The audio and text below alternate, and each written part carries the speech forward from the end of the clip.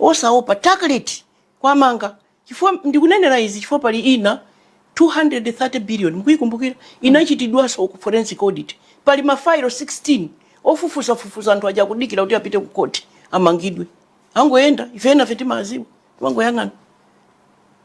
That is the problem. Koma ineyo pambali ya ineyo yanga inali 39 billion kwacha poko it doesn't matter.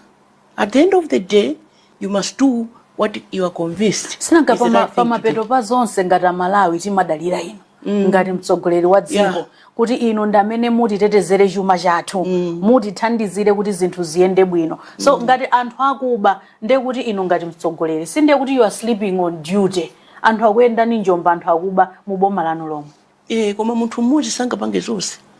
Ineyo kuti ineyo tana ndichita tipi ndi wina. Ama kuchita tipi ndi wina ukakhala ndi mwayi.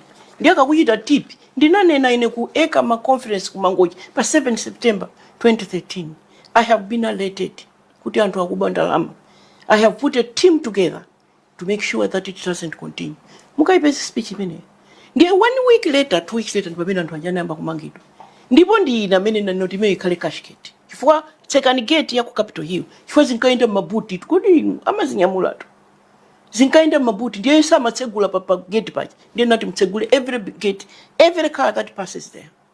And arrest 72 people were arrested. So people can make an effort. It's not easy. Chifukwa anthu aja nauso ndiye amakhala atayima nawo majeke kuti iwe sunga timange. Ndiponso ukandimanga ndikuchula iwe. Unayankhula nawo adjustment ayi. Umaziwa ayi nanga wachuliranje. Koma iweyo ungonena kuti chichitike. Thank God I'm married to a fine lawyer, one of the finest this country has produced.